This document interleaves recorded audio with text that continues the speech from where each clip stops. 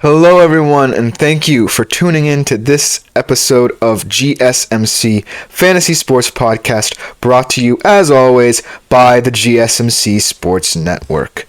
Today, we have a great show ahead.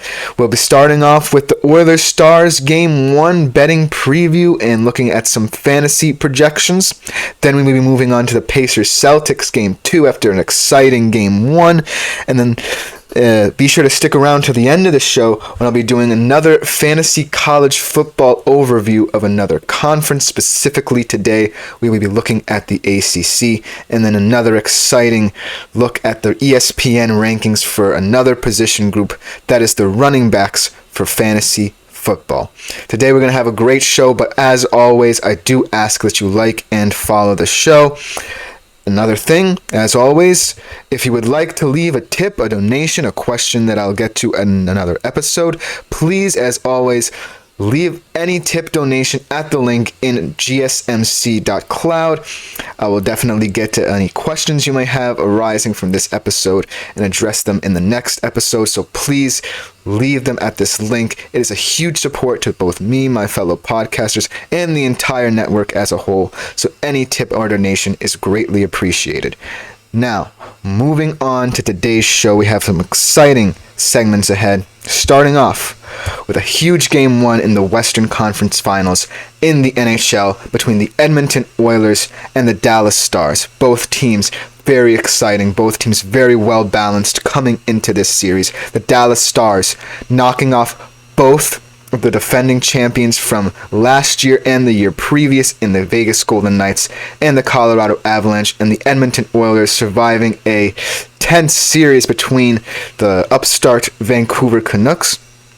Let's go over a couple things about tonight's game in terms of betting odds, shall we? Tonight's game is at 8:30 p.m. It will be at Dallas. A couple of over-unders for you. The over-under for tonight's game is 6.5 goals. The Stars' money line is at minus 130, and the Oilers' money line is plus 115.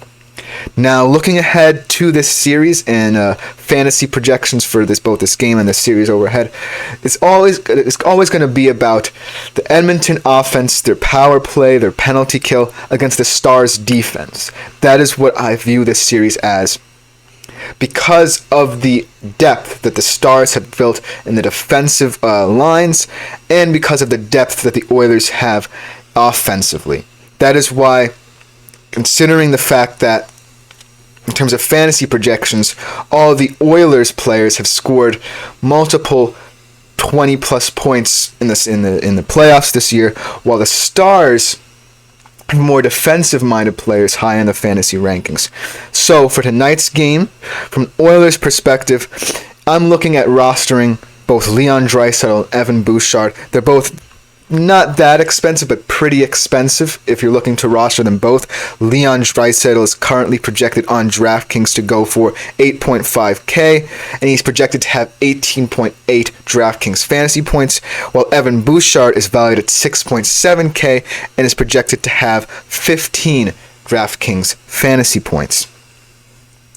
Now, realize that those two players are the top two in terms of Edmonton Oilers playoff scorers in the postseason. That is why I view them very highly, because if Edmonton wants to win this series, is going to have to get enough high-danger scoring chances to trouble a man in net in Jake Ottinger, who is simply one of the league's best goalies and one of the best goalies in the playoffs right now. In terms of the Stars, he is their highest-rated fantasy player, and in my mind, the player most integral to the Stars winning this series. He is that important in between the crease in this series. He is valued tonight at $8K in DraftKings and is projected to have 14.4 DraftKings fantasy points. And another huge player who I'm shocked is valued this lowly in terms of fantasy is Miro Heiskanen, one of the best defensemen in the league. If you're looking for someone who averages a very high ice time, he's one of the highest averagers in the playoffs this season at 28 minutes and 1 second per game. He's valued at only a measly $5K, and he's only projected to have 11.5 DraftKings fantasy points. I think this is a bargain. In terms of players on the Stars who will contribute massively to the defensive effort, Miro Heiskanen is the guy that sticks out for me. He is the engine room of that Stars blue line, that top pairing, him and Chris Tanev. And ultimately, what I see is the Stars' biggest strength paired against one of the Oilers' bigger weaknesses, their depth in that defensive line. Obviously, Edmonton's power play is a different animal in terms of how effective they've been. Guys like Leon Draisaitl and Evan Bouchard are so dangerous in terms of their shots, their creation of shots, the danger they present on the offensive side when they're on the power play. And there's a reason that Edmonton has the highest rated power play at 37.5% in the playoffs, and it's because of that ability to create shots out of practically nothing. But if there's any team better equipped to stop their power play than any other team, it's the Dallas Stars. Obviously, I've talked about Miro Heiskanen, but that's not all. They have depth in almost every part of their blue line, whether you rotate out a player like Miro Heiskanen, bring in a guy like Grupe Hintz, bring in a guy like Wyatt Johnston, bring in a guy like Thomas Harley. And while the Stars, the big question for them is whether or not these young guys like Wyatt Johnston and Thomas Harley, who are only in their early 20s, can combat guys like Connor McDavid and Leon Draisaitl every night for however long this series may go. I just think that the Dallas Stars are so well equipped because of that depth. They've built this team to combat the best offenses in the Western Conference. And as we've seen in them beating both Vegas and Colorado, their ability to switch out and say that we're going to rely on different pairings makes me more confident in their ability to shut down the Edmonton power play than I am in Edmonton switching on anybody, because the depth behind Connor McDavid and Leon Draisaitl, while it has drastically improved from where it was when they first came into the league, is still very weak compared to a team in the Dallas Stars that has more well-balanced players. Obviously, when you look at a team like Edmonton, that's not to say that there aren't fantastic players behind both McDavid and Draisaitl. Evan Bouchard has elevated his game. You could still get important goals out of Zach Hyman, one of his best seasons ever this year. You can get production from Ryan Nugent-Hopkins as well, always a reliable player. But when I look at their lower level lines with guys like Warren Fogle and Ryan McLeod, they're going to have to produce, and I'm not sure that they can do that. So that is why I am more confident in the Oilers' elite level scorers, such as Draisaitl, Bouchard, McDavid, and Zach Hyman. I'm not as confident in the Edmonton's overall team structure to combat what the Dallas Stars have. The Dallas Stars, on paper, have one of the best blue line pairings 1 through 4 in the entire league, and I'm just afraid to see how Edmonton is going to come up with a plan to try and adapt to that level of production within that Stars line. Ultimately, I think this series will come down to the Dallas Stars just being more defensively sound and also having the more reliable goaltender. I think that Jake Ottinger right now is miles above Stuart Skinner. Stuart Skinner has looked decent in the past couple of games, but is he the goalie that you are going to rely on to win a very important series for the Edmonton Oilers? The window for this McDavid-Draisaitl era is rapidly closing, and it seems like so many Western Conference teams are rising up to challenge the top end of the Western Conference, so there's not much time for the Oilers to break through. And unfortunately, the Dallas Stars is just a team that I think is much better constructed right now, more experienced, more willing to put men on the ice who they can rely on, even though they might not be a star in my mind. And it's just that aspect of it that gives me pause.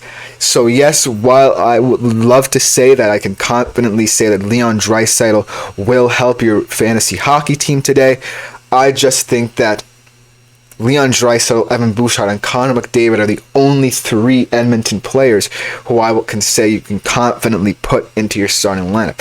Other than that, I think that the Stars players are highly underestimated in this daily fantasy market. I think that Miro Heiskanen only being $5K is a bargain. I think that you should absolutely put a man in your team, Miro Heiskanen, who is going to be relied upon to combat Edmonton's offensive attack. And Jake Ottinger is just someone who has been a reliable goalie in between the sticks for like the past 3 years. And he's going to continue to do that. And I just don't think that anyone outside of the Edmonton Big Three that I've just been talking about is going to be able to offer you the same opportunity. So, with that being said, roster Leon Draisaitl and Evan Bouchard, but also make sure to look at the Stars players and make sure you don't underestimate their abilities as well. But that is just about going to do it for this segment. When we come back, we'll be talking about a Game 2 in the Eastern Conference of the NBA between the Pacers and Celtics after a very exhilarating Game 1. We will be right back. I feel like I'm losing my mind. Is everybody in the world blind? Please, Lord, give me a sign, a sign. I feel like I'm losing my mind. Is everybody in the world blind? Please, Lord, give me a sign, a sign. I wanna be the greatest. Everybody on the fake shit. I look around and feel like everybody is the fakest. I make this every day and I'm impatient, hoping one day I blow up from the basement. Statement, the top is so vacant. I don't hear shit that I think is amazing. Waiting for my day when I'm playing sold out shows for 1,000 faces. Hey, give me that crown, get in my way and to be put down. It ain't your place, all this my town. If I want that shit, then I'll get it right now.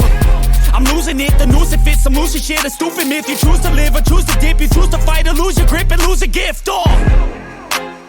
I feel like I'm losing my mind. Is everybody in the world blind? Please, Lord, give me a sign, a sign. I feel like I'm losing my mind. Is everybody in the world blind? Hello and welcome back to the GSMC Fantasy Sports Podcast, brought to you by the GSMC Sports Network. Hope you're excited for this next segment, but as always, I do want to remind you to leave a tip or donation at the link gsmc.cloud. You can leave questions as well. I will answer them during the next episode. It's a big support to the network. It's a big support to both me and my fellow podcasters as well. So any tip or donation or even question is highly and greatly appreciated. Now, moving on to the second segment, which should be a very exciting segment for today. Oh, sorry, guys. A Pacers Celtics Game 2. Now, this has proven to be a very pivotal series for the Boston Celtics and the Indiana Pacers because they're both two very high-scoring teams. And we saw in Game 1 how exhilarating the series could be. I mean, obviously, the Celtics were expecting to kind of win this game a little bit more handily, have more control of this game, but that's just the way the Indiana Pacers play. They never say die. They play a modern brand of basketball that is both exciting and highly tough to defend, especially with the absence of a guy like Kristaps Porzingis for the Boston Celtics, who was huge on the defensive end. And especially having guys like Miles Turner and Pascal Siakam, who are very effective on both ends of the floor. That made this a much closer game than many thought.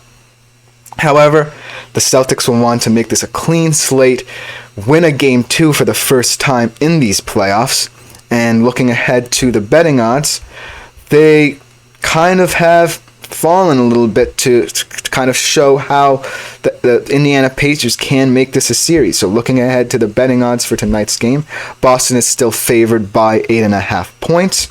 The over-under has drastically risen to 224.5, And the money lines are the Celtics minus 400 and the Pacers plus 300. So you can see how that first game has shifted the kind of betting lines that one would normally think would be more heavily favored for the Celtics. The first game you saw that the Celtics were favored by double-digit points, but now they're not favored. And I think that in Game 2, the Celtics will also face a much tougher questions. Like, how do you combat that paint presence that a guy like Pascal Siakam brings? And that is why these odds I really like, because they represent how physical this series is going to be. The Celtics probably were not expecting a quote-unquote tired Indiana Pacers team to keep the game that close, take it to overtime. So I really respect the odds for this game, and that is why I'm going to take the over in almost every single one. I think that this game is going to be another high-scoring game because both teams have shown that they're going to struggle defensively, especially the Celtics. Now that I mentioned before, Kristaps Porzingis is not in the game. I just think that this is going to be a much more entertaining series than people thought. I also don't think the Celtics will cover the spread. I think that I heavily underestimated the ability for the Pacers to create enough offense to overcome the Celtics' offensive creation. The Celtics being one of the best offenses the NBA has ever seen, I just wasn't expecting the Pacers to kind of level that out, and they absolutely proved me wrong. So that is why I don't think the Celtics will cover the spread as well. I think that they're a huge disappointment. Speaking of someone who has been seen as practically disappointment by pundits and commentators alike, let's talk about fantasy odds, starting with that man again, Jason Tatum. Tonight, I think Jason Tatum is one of those guys who's going to be scrutinized more in real life than in fantasy. Because in fantasy, he's projected to be absolutely incredible, and he has been. Tonight, he is valued on DraftKings at 10,000. And he's projected to have a stellar 56 DraftKings fantasy points. So my big question is, why are people criticizing Jason Tatum when he's performing so well in fantasy? I think that he's a number one option for your fantasy team. And even though some people can say that his 30-plus point efforts do not look as impressive as they should, I still think that in terms of fantasy, he's one of the best options in the league. And he is going to be very critical to how this series is played out, especially in clutch moments. As we saw in Game 1, he hit a clutch 3 in overtime to kind of prove his doubters wrong. But in terms of fantasy, he's always been clutch, at least in the playoffs. And he's starting to prove a lot of fantasy team owners wrong by being the guy you simply can't refuse to put in your lineup. From the Pacers side of things, let's talk about Tyrese Haliburton. He's always been a very interesting quote-unquote superstar, in my opinion, in that he can get hot at any time and he can get cold at any time. Tonight, he's valued at 8.3K on DraftKings, and he's projected to have 43 fantasy points. So I think that this is a very fair valuation for Tyrese Haliburton. I think that ultimately we can't necessarily predict how Tyrese Haliburton will play at any given moment. I think his style of play prides itself on being one of aggression, but also one of patience. I think that Tyrese Haliburton realizes that he's not necessarily someone who needs to carry the load. I think that other players can step up around him and create offense for the Pacers. But ultimately, I still think he's very valuable as not necessarily a 1A guy, but a number 2 option for a fantasy team, if you know what I mean.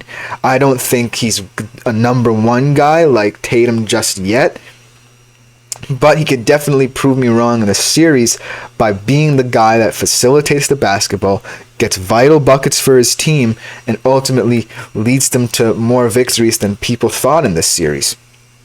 So that is why I really like Tyrese Haliburton as a number 2 option.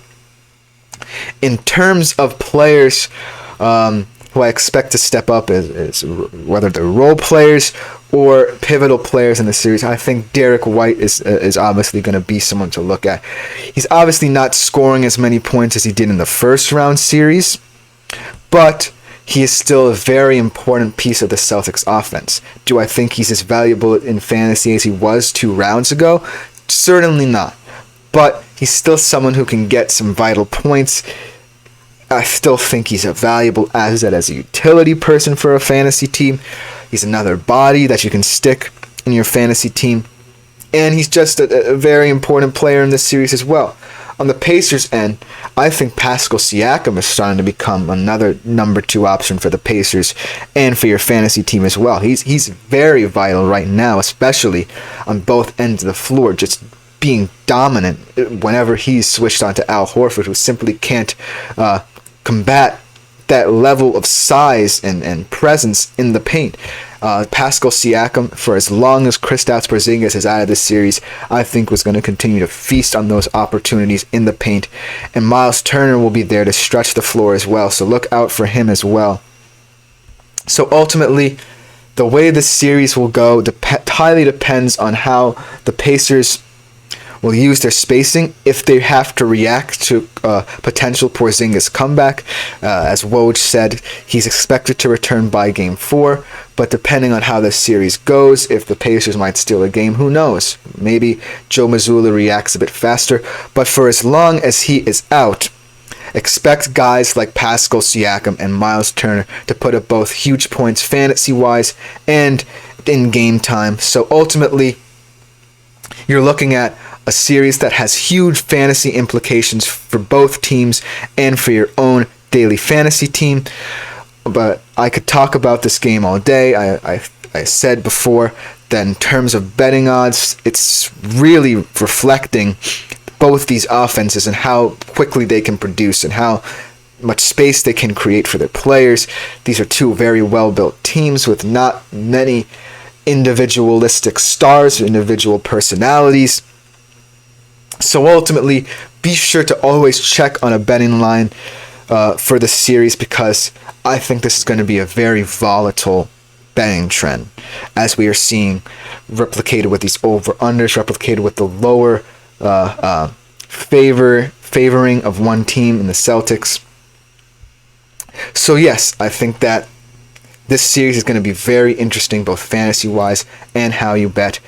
But that will just about do it for this segment. Coming up next, we have a very exciting segment where we look at another conference in terms of fantasy college football implications. Yes, we'll be talking about the ACC, another conference that has undergone a lot of change.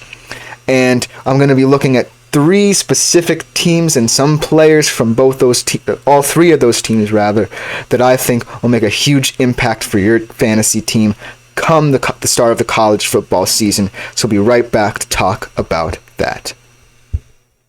Looking for your daily fix of sports talk without having to pay for it? GSMC Sports Network is available on YouTube. Just search GSMC Sports Network. Get your fix of daily sports talk shows on YouTube, absolutely free. NFL, college football, NBA, MLB, MMA, UFC, fantasy football, and so much more. GSMC Sports Network has shows running all day long, with new sports shows starting every 2 hours. Just like on your favorite cable sports channel, except GSMC Sports Network is absolutely free. Just search GSMC Sports Network on YouTube to catch one of your new favorite shows, like the GSMC College Football Podcast, Chip Shot Football Podcast, Hoops and Heels Women's Sports Podcast, GSMC Basketball Podcast, and so many more. Check it out for yourself. GSM. Hello guys, and welcome back to the GSMC Fantasy Sports Podcast, brought to you by the GSMC Sports Network. And right now, we have a very interesting segment for you guys. Today, we are going to be looking at the ACC. Wait, sorry about that, guys. 1 second.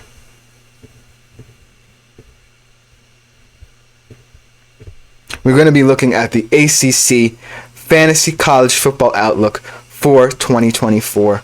The start of the college football season is really coming around the corner quite quickly. Obviously, there's a lot of interesting stuff going on in the NCAA right now, but let's put all of that to rest and let's look and a very exciting conference in the ACC. Specifically, 3 teams with very exciting players and very exciting prospects. 2, I would say, of the favorites to win the ACC this year, and 1 interesting underdog who I don't think people would have expected me to mention in terms of both fantasy and outlook for how the ACC will play out. So let's start with that one interesting team. How about the Virginia Tech Hokies? Yes, the Virginia Tech Hokies haven't really been a factor in the ACC for quite some time, but I think that will all change this year with the addition of a dynamic quarterback in Kyron Jones. Kyron Jones, I think, is my fantasy riser for this season. I think that he is going to be a very dynamic player, both in terms of his dual threat ability and with the weapons he returns on this offense. I think that Virginia Tech is a highly underrated team. Not many people think will compete in a very competitive ACC that really doesn't necessarily have a favorite, in my opinion, at the moment. So, just looking at a player in Kyron Jones, last year's stats for him, he had 2,085 yards, 17 touchdowns through the air, and only 3 picks. On the ground, he had 818 rush yards, adding 5 touchdowns to that total. So ultimately, Kyron Jones is going to be one of the most scrutinized quarterbacks when it comes to picking your daily fantasy team, college football fantasy team. Sorry about that. Because of how intriguing he is, because of the weapons he has, ultimately, Kyron Jones is going to be seen as someone who is going to elevate Virginia Tech and your fantasy college football teams to a new level. I think that, obviously, when you talk about football conferences with the best quarterbacks in them, you're obviously going to turn to the SEC. Those have the big guns are. But the ACC this year is going to answer a lot of questions about the quarterback play, and Kyron Jones is at the top of that list, in my opinion. It's talking about some other additions that and retention that Virginia Tech has had in the past that makes me feel this way about a player such as Kyron Jones. Bicycle too in their dynamic running back returns, and so does their dynamic receivers Daquan Felton and Jalen Lane. This offense is going to be high flying. It's going to be electric. They're going to put up a ton of points on the board and in fantasy. So Virginia Tech Hokies are a team to look at in terms of who you want to draft for your fantasy college football team. They're going to be highly exciting. I'm really excited about them. They haven't been good in a while, but I want to see someone in the ACC to compete with the next 2 teams I'm talking about, Clemson and Florida State. Now let's start with the Florida State Seminoles, a team that is coming off an incredible season. Obviously, they wanted to get into the playoffs, but that tragic injury to Jordan Travis kind of derailed their hopes, derailed their season. And ultimately, head coach Mike Norvell, after a great season, is going to have to pick up the pieces and reassemble a squad that wants to compete for the CFP and does have a really good chance in a highly interesting ACC. What did Mike Norvell do after the loss of Jordan Travis to the draft? He added a very, very, very controversial quarterback in DJ Uiagalelei. The reason I say DJ Uiagalelei is so controversial is mainly because he hasn't really had a consistent college career. I mean, he's bounced around from ACC rivals Clemson to Oregon State. Yes, he did improve in that offensive system under Jonathan Smith. Had arguably his best season, over 2,500 passing yards with a 21-7 touchdown to interception ratio. But ultimately, I still have too many questions about DJ Uiagalelei as a quarterback, especially considering that he has to replace one of the most dynamic quarterbacks in college football from last year in Jordan Travis. And not only that, the Florida State offense really has no returning production. Gone is Benson, gone is Jaheim Bell, gone are Keon Coleman and Johnny Wilson, 2 very dynamic receivers. So it's largely going to hinge on DJ Uiagalelei having to be the guy right away for Florida State to compete in this conference, and that's the big question that I don't know is going to be answered. While I trust Mike Norvell as a coach to develop DJ Uiagalelei, I really am wary of his abilities in leading a high-profile college team. I think that Oregon State, in my opinion, was the best place for him, and it really showed in his development. But right now, I still think there's going to be a regression to the mean for DJ this year, because I don't see him leading this team and being the elevated presence that they need. A player I'm not worried about is Lawrence Toafili, a very physical running back who I highly recommend for your fantasy college football team. The way he was able to balance out Trey Benson last year, being another physical presence, had a great ACC championship game when that offense was struggling, carrying the load. I think that Lawrence Toafili is one of the most underrated running backs and fantasy players in the country for this season. But that is all on Florida State for you. Another team that is highly enigmatic for this year in the ACC, but is still considered a heavy favorite due to the ACC's weaknesses, is Clemson. Clemson, in my opinion, has even bigger questions than Florida State at the moment. While Florida State has DJ Uiagalelei, who is a huge presence and a huge name in college football, we still don't know about Cade Klubnik, the starting quarterback for Clemson. Is Cade Klubnik going to be the guy going forward for Clemson? Obviously, he had struggles in the spring game this year, only 13 for 26 for $185 passing. But ultimately, he does still have a weapon in the backfield in Phil Maffa, who's going to be a very incredible running back, right up there with Toafili in the ACC. 1 and 1A, in my opinion, in terms of running backs. But ultimately, what Clemson is going to come down to is how Cade Klubnik adapts to Dabo Swinney's culture. Dabo Swinney is all about winning, and he hasn't won as much as he wanted to because of the quarterback play, because of the weakness in that offensive attack that starts with a guy like Cade Klubnik. Cade Klubnik is heavily expected to take the reins right away from Trevor Lawrence, and he just hasn't lived up to the hype. And that is the reason why I'm also wary about Clemson in the ACC as opposed to a Florida State or a Virginia Tech even, because there are too many questions at the quarterback position. I think that Cade Klubnik is not a fantasy option that I'm looking at either, because there are so many quarterbacks in college football I would rather take over him. In fact, I would probably say 15 or 20 right now who I would take over him. But Phil Maffa is probably going to be the player that a lot of people are going to be looking about on their fantasy draft boards because of his burden that he has to carry for this offense. He is entrusted with being the workhorse out of the backfield for this team. And I just think that, that he and Lawrence Toafili are two of the guys that make this conference more exciting, in my opinion, in terms of fantasy, because they're two running backs who you don't necessarily expect to be elevating programs of Florida State's and Clemson's level, but yet here they are because of the questions at the quarterback position. Now, in my opinion, these three teams are kind of what the ACC have to offer right now. There's not much excitement behind them. Yes, there's a lot of young talent. A guy like Thomas Castellanos at Boston College, a very underrated quarterback who a lot of people might take a flyer on in fantasy. Obviously, you have Wake Forest, who's tried to combat Florida State and Clemson, but have failed. But ultimately, these three teams are the barometer for what I think of the ACC. Obviously, the ACC is in transition. So the well for talented players right now is kind of running dry, in my opinion.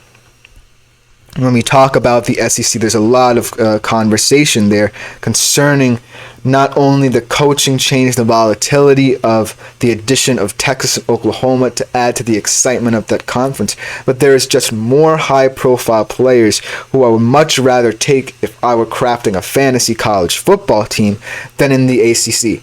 Not to say that I don't think that guys like Younglele and Klubnik can elevate their game and become at least a QB 5 to 10 in terms of fantasy. I just think that right now, that's what the ACC is looking at. They don't have much excitement to offer in terms of fantasy, but one player that I'm really high on right now is Kyron Drones, and he could change that whole debate in just one instance. But that should just about do it for this segment. Coming up, my last segment, we're going to be looking at another position group on ESPN's fantasy projections, the running backs. So we will be right back to talk about that, my last segment of today's show.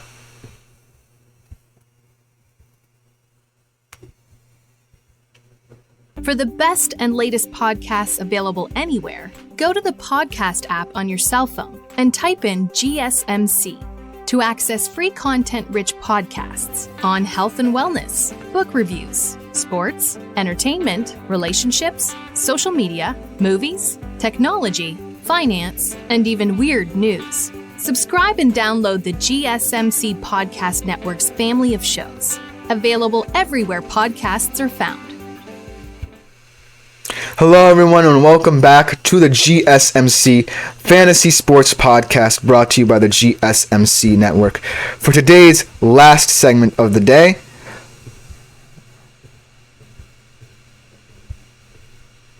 we'll be looking at the ESPN running back fantasy rankings for the season. Now honestly, in terms of the running back market, there's not that much talent behind a number one guy who is pretty much obvious, but I do want to see and recognize some of the players that ESPN thinks will help your fantasy team coming into this 24 season, because there's a lot of volatility in the running back market that's represented in some big running back moves concerning players such as Saquon and Derrick Henry, and I think it's reflected in the ranks because picking a running back in fantasy is probably one of the harder positions, because after the obvious number one, there's not much depth around him and a reliable, a productive running back that one can say, because there's so much intrigue around the position. But without further ado, let's get into their rankings. So at number one, obviously, they can't overlook Christian McCaffrey. Christian McCaffrey is just one of the most incredible running backs in this league, and he has been, whether as a Panther or as a 49er. Obviously, did not win that Super Bowl trophy that he so coveted last year, but he is very hungry. He's always going to have the production. I think that he's always going to be in that conversation to be one of the first non-QB MVPs in quite some time. I think that just his ability to create in that offense where everyone else is so talented as well is just remarkable to behold. He just adds that element to Kyle Shanahan's already potent attack that teams simply can't rely to cover. But overall, Christian McCaffrey, obviously, he's going to be the number one pick on anyone's draft board. He's going to go number one overall in terms of fantasy. Obviously, there are injury concerns involved with him, but with that high-profile performing element to his game, you can't overlook him at number one. Now, at number two, this is where things get interesting. Now, the player at number two, I think, is a little bit too high in my opinion. Obviously, this is going to be an offense that is going to be heavily scrutinized due to the return of Aaron Rodgers. But Breece Hall is ESPN's number two running back here.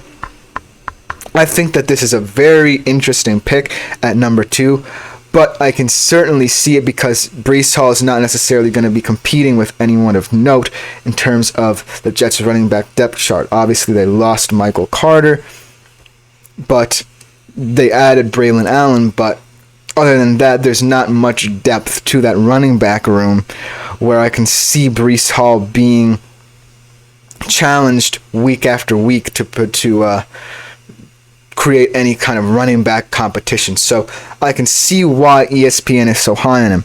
That being said, he also has injury issues very early on in his career.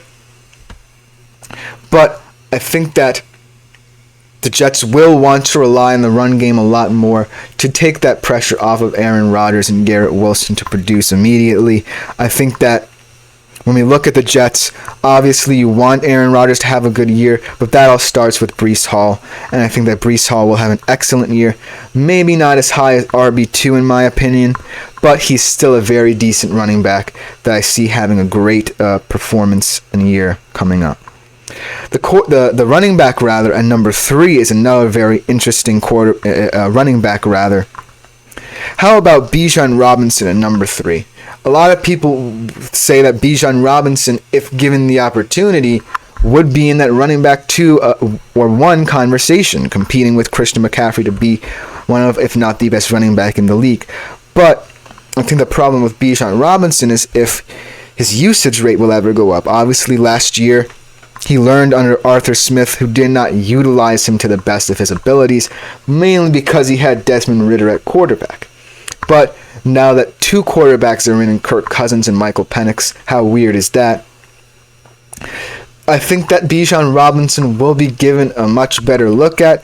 I think he's too talented of a running back to fall to the wayside in this offense. Obviously, when you look at a team like the Falcons, they have a lot of young stars with untapped potential who haven't reached it quite yet.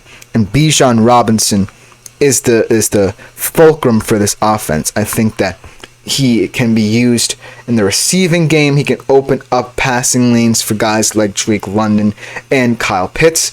I think that he can be utilized in a myriad number of ways to help this offense. And Kirk Cousins, I think, is one of the better QBs in terms of play action passing, screen action game. So I do expect Bijan's numbers to be inflated, and hopefully by the end of this season, he can be considered to be in the RB2, maybe even RB1 conversation. And number 4 on the list is Jonathan Taylor of Indiana. A very interesting quarterback story, obviously, when he first came into the league as a rookie. Very impressive season, led the league in rushing. But over the years, he has started to decline, and the big question surrounding Jonathan Taylor and Indy in particular is how Jonathan Taylor is going to adapt to the style of play that Anthony Richardson brings. Obviously, Anthony Richardson coming off a shoulder injury, so we don't really know how much passing is going to be integrated into this Indy offense. I do believe that Shane Steichen will want Anthony to get going early on in the season. But Jonathan Taylor is still a very dynamic back. I still think that there are a lot of questions as to his own injury history, as in the top 4 especially, we see with them. But overall, I think that Jonathan Taylor is a nice little flyer, a nice little risk to take because of what we saw from him in his rookie season when he was still a very young quarterback coming out of Wisconsin. And he's just a very dynamic player. I think that he's not probably the best receiving running back in the league, but he's certainly one of the most dynamic in open space, creating yards after contact. I just think that Jonathan Taylor is someone who we're heavily underestimating right now, and come fantasy draft time, I think that Jonathan Taylor is someone who I would gladly take because of his abilities to be the guy who creates those yards after contact, might be able to get Anthony Richardson going as well. But moving on to number 5, another highly controversial pick right here in Saquon Barkley. Saquon Barkley is going to be one of those players who is very pivotal to how Philadelphia sets up. I think that obviously all of his 1-yard touchdowns are going to be taken away due to the tush push, so I don't think Saquon will score as many touchdowns. But him and Jonathan Taylor are 2 guys I can look at and say I'm confident that they're going to be able to create after contact. I think that in open space, Saquon is one of the better receiving running backs in the league. I think that he adds another dynamic component to this Philly offense that was largely missing last year. I think that running back is one of the question marks that Philly needed to fill, and I think that Saquon can fill it to the best of his abilities. So I'm comfortable with him sitting in this RB5 spot for the time being. Coming in at number 6 is another guy who is going to have a lot of question marks coming into the season, but I think is going to be more relied upon than people think, and that is Kyren Williams of the Los Angeles Rams. Now, looking at this Rams offensive attack, it's probably going to be one of the more interesting in the league because we really don't know who's going to be the guy for this Rams attack. Obviously, Cooper Kupp. Obviously, when he came back from injury, very effective. Puka Nacua in his rookie year last year, surprising and shocking everyone in his production. And obviously the steady hand of Matthew Stafford in the pocket. It's just going to be a very versatile Rams offense, as it always is under Sean McVay.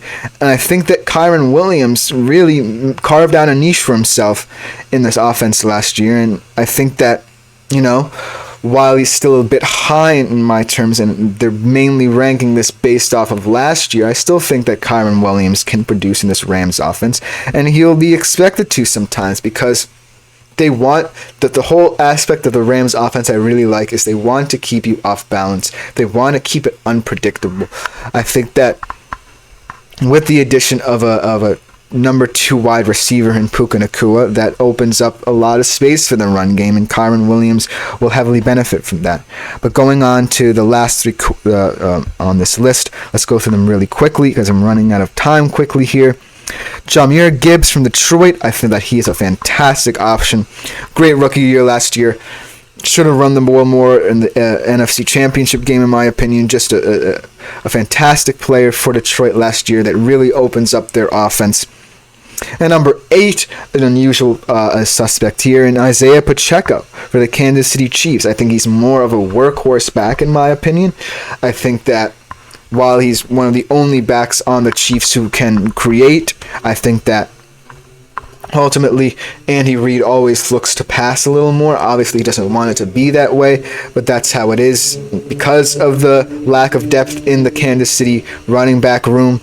But overall, I think that Isaiah Pacheco is an interesting player to look at because of his ability to be that workhorse, bell cow kind of back. So yes, I think that he is very deserving of being on this list, but maybe a bit lower. And number 9 is Derrick Henry from Baltimore. Obviously, a change of scenery for him. I think it's going to be kind of awkward, mainly because Baltimore's run game is one of the best in the league. I don't think that they rely on him as much as people think. I think that he's a weird addition, in my opinion, but I still think he's one of the better running backs in the league. Maybe not as high as 9, because there are other running backs that I consider to be above him a little bit, but you know what it is. I think that obviously him being in Baltimore inflates his ranking. So that's that. And rounding out the top 10 is Travis Etienne Jr. of the Jacksonville Jaguars. I think that this is a very interesting pick right here. I think that Travis Etienne Jr. is going to be a player come fantasy time that I think is very pivotal. I think that overall, him and Trevor Lawrence's duo from their Clemson days is a very intriguing subject. And I also think that to alleviate some of the pressure on Travis Etienne Jr. is going to be relied upon. But that is all that is I'm going to talk about for you today. Thank you for tuning in to this episode of the GSMC Fantasy Sports Podcast, brought to you by the GSMC Sports Network. Your support means a lot to us, so please remember, as always, to subscribe to the show, leave a positive review. It really does make a difference. We also invite you to follow us on Facebook, Twitter, TikTok, and Instagram for more content and updates. Thank you guys once again for tuning in, and have a wonderful rest of your day. I've been Chris Shepard. This has been the GSMC Fantasy Sports Podcast.